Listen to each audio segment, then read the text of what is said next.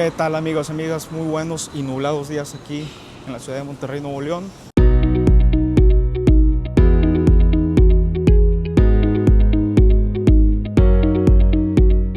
El día de hoy nos van a acompañar a un par de diligencias. Vamos a ir a la fiscalía otra vez, vamos a ir a los juzgados de distrito otra vez y después para regresar a la oficina a seguir con el trabajo de escritorio. Entonces vamos a comenzar. Ahora, ¿qué fuimos a hacer a la Fiscalía del Estado de Nuevo León? Fuimos a examinar ahora una carpeta de investigación que se instauró por el delito de extorsión, amenazas, difamación y otros relacionados.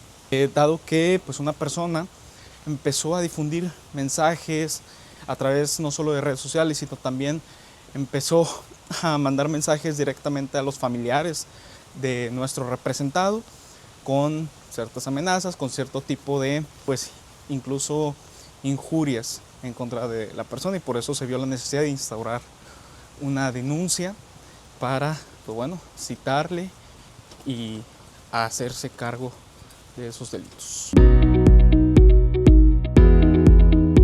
Ahora vamos saliendo del Poder Judicial de la Federación, que en el Cuarto Circuito en Monterrey. Acabamos de presentar una demanda de amparo indirecto en contra del decreto legislativo por el que se modifica. Aquí vamos con un muy buen amigo, Emanuel Acuña. Tuvimos a bien presentar esta demanda en contra del decreto por el que se impone la CURP biométrica como obligación para todos los ciudadanos mexicanos. Vamos a combatirla. Únicamente estamos alegando una violación a los derechos a la privacidad, la intimidad, la protección de datos personales y la seguridad jurídica. Entonces vamos a esperar a que el juez de distrito dicte lo que corresponde y desde luego esperar a que este asunto, como todos los de trascendencia e interés social, recaigan en algún tribunal colegiado o la Suprema Corte a través del recurso de revisión que eventualmente se interponga. ¿En virtud de qué? De que se alegó la inconstitucionalidad y la inconvencionalidad de este decreto legislativo. Así que vamos a continuar. Y así acabas después de aventurarte y estar bajo la lluvia. Ya vamos llegando al juzgado de distrito, que están aquí por el centro de Monterrey. Vamos a gestionar ahora, cuando fuimos ahorita a las otras instalaciones del Poder Judicial, fuimos a presentar una demanda de amparo indirecto en contra del decreto legislativo que comentamos. Nada más que ahora vamos a gestionar unos expedientes en el Juzgado Civil de Trabajo.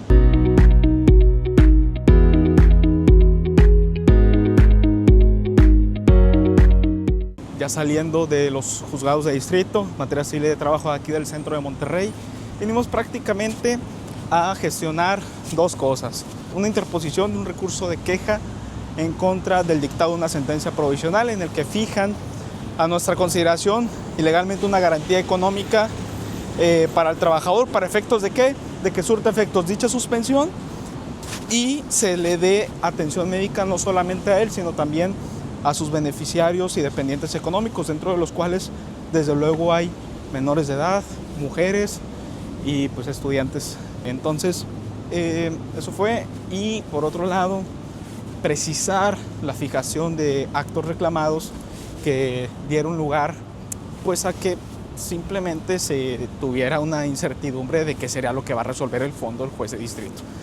Ya quedó solucionado y vámonos ya aquí a la oficina para seguir con el día. ¡Ánimo!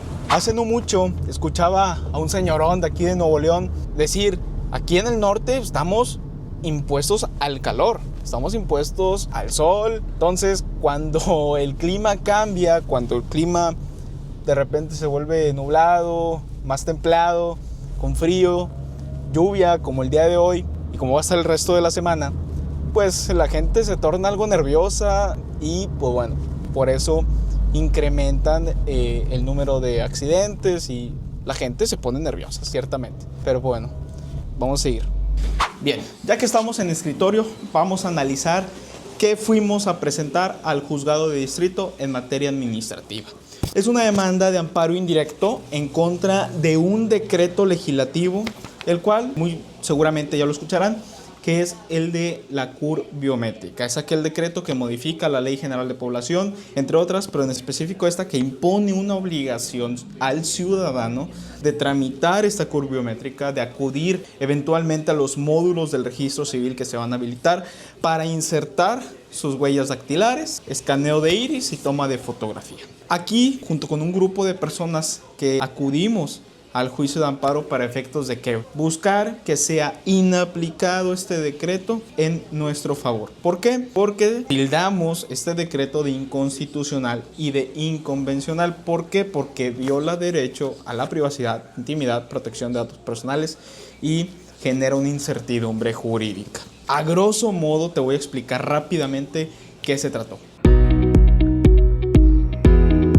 Para empezar, cuando se promueve un amparo de manera colectiva, tienes que nombrar un representante común. En este caso, fue tu servidor quien es representante común ante este amparo. Después, se señalan como autoridades responsables a quienes participan en la emisión y promulgación de este decreto. En este caso, los órganos legislativos y los órganos ejecutivos, la Presidenta de la República y la Secretaría de Gobernación. El acto reclamado, que desde luego es el decreto impugnado, la fecha de notificación, en este caso, en el Diario Oficial de la Federación, se publicó el 16 de julio.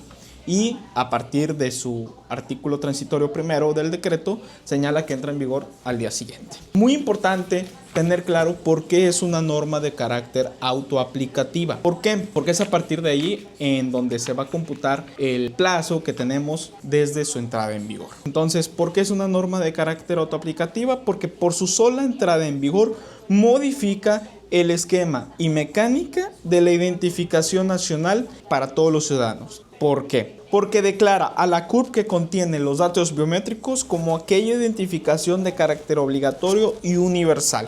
Y también la sitúa como un requisito de carácter obligatorio para entes públicos y privados que lo tomen como requisito para acceder a los servicios que ello presta. Entonces, desde su entrada en vigor, por su sola entrada en vigor y a partir de un análisis sistemático de su contenido, se debe asimilar que es una norma de carácter autoaplicativo. Posteriormente, debemos de tener claro la legitimación que tienen las personas quejosas que acuden al amparo. En este caso, solamente se debe de tener por acreditado el interés legítimo con el CURP, que hasta ahorita conocemos, y la credencial del Instituto Nacional Electoral, simplemente para corroborar la identidad de la persona. Entonces, solamente con ello se debe avalar, se debe verificar el interés legítimo con el que las personas acuden a este juicio de amparo.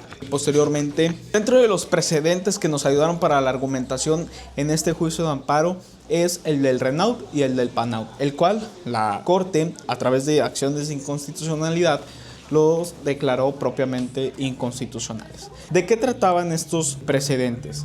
El Estado, a través de mecanismos que tenían que implementar las concesionarias de telefonía, iba a recabar datos biométricos de todas las personas, como sus huellas dactilares, su iris, y no solamente eso, sino hasta su voz, por lo que se declaró legítimamente que viola el derecho a la privacidad, intimidad, protección de datos personales.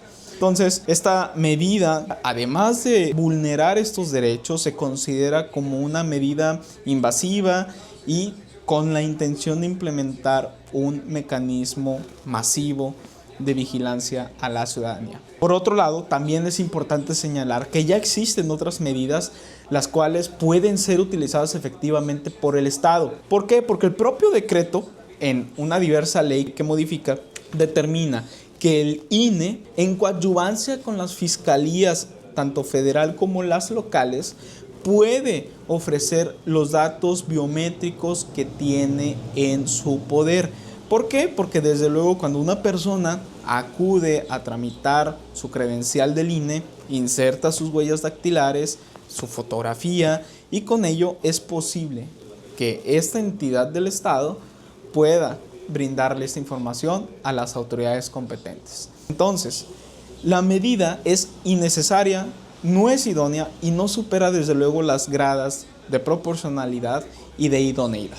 Entonces, todo esto se está haciendo valer. Por lo que esperamos que el juez de distrito tome una determinación correcta y si no, que es lo más seguro, deje al tribunal colegiado competente o en su caso a la Suprema Corte de Justicia de la Nación para que en su caso, haciendo uso de su facultad de atracción, estudie rigurosamente este decreto que resulta muy necesario para no dejar en estado de vulnerabilidad y de incertidumbre jurídica a los ciudadanos mexicanos. Así que ya lo saben, aquí vamos a estar siempre a la orden en defensa de los derechos humanos de cada uno de ustedes. Cualquier duda, en los comentarios no olviden suscribirse, compartir y darle like a este video. Saludos.